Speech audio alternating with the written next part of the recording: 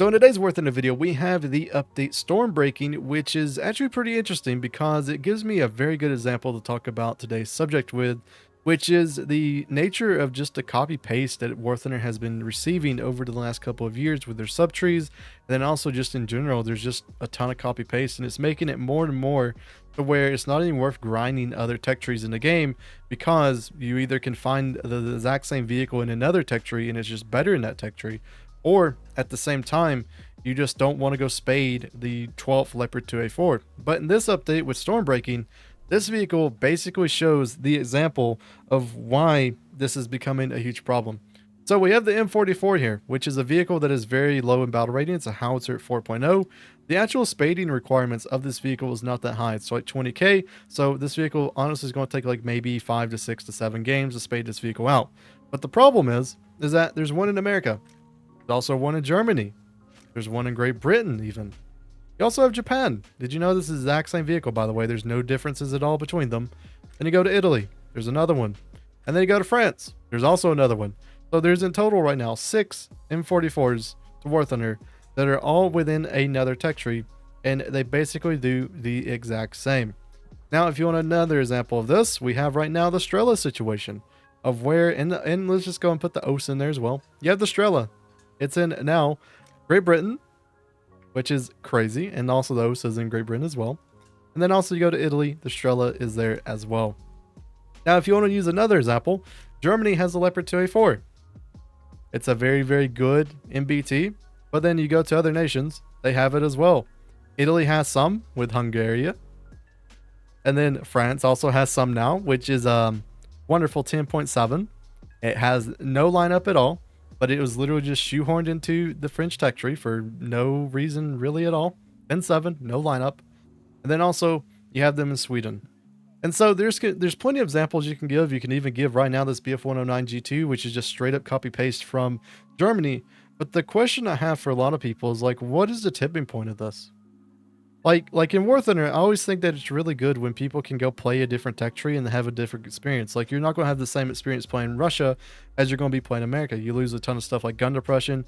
You get some way bigger guns like the 122. Like, there's a ton of differences through those tech trees of why you would want to play one or the other. But whenever I look at like tech trees like France and look at Sweden, and I look at like especially like Swedish aviation, the Gripen is your highest jet right now. The JS39C. You have a very anemic top tier for Sweden right now, but then you can just go to Italy and you can have all of these other vehicles like the Tornadoes, the F-16s, the F-104s, MiG-29s, MiG-23s, but then also you have that exact same Gripen right there that you could just go throw a user skin on that you find from Warthunder Live and basically have a Swedish Gripen. Like, there's no matchmaking requirements to play with Sweden, and you have that exact same vehicle. And another thing is, go to Japan with this upcoming update for Thailand. Japan also is getting a Gripen. To me, at least, this is just crazy. Like, I think this is a huge problem with Warthunder right now. Of just they're putting in so many vehicles that, yes, it's really good whenever they put in a vehicle that is going to help a gap within a tech tree. Like the Alpha Jet's going to help Japan a ton with their cast situation.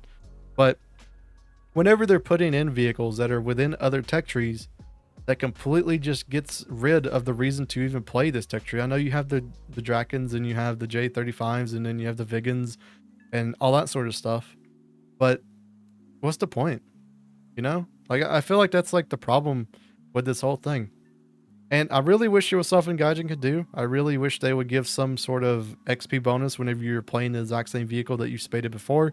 So, for example, if you spade out the Leopard 2A4 within the German tech tree, you can then go over to Sweden or you can go over to Italy, and maybe you'll have a better experience with playing the exact same vehicle. Because if you go look at the Leopard 2A4, it's 244,000 RP that you have to grind out to be able to get this vehicle spaded. And whenever you're doing your 5th one, it's definitely not fun to do, especially once you get to the French one, which doesn't even have a lineup that was just put into the game because why not? And it starts with stock APH or AP, not APFSDS, but stock heat.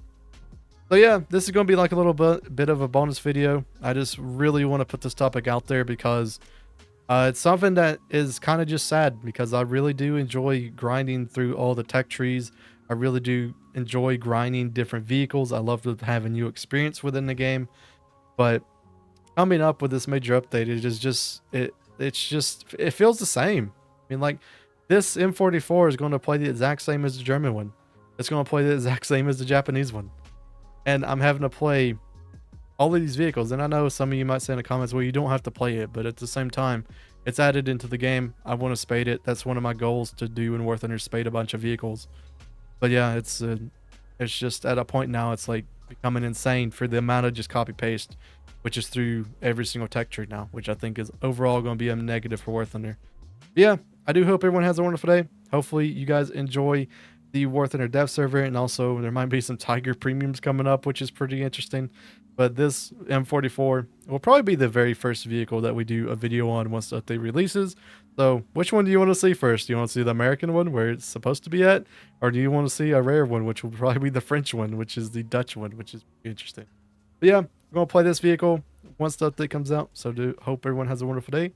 And we will see you guys in the next Warthunder video.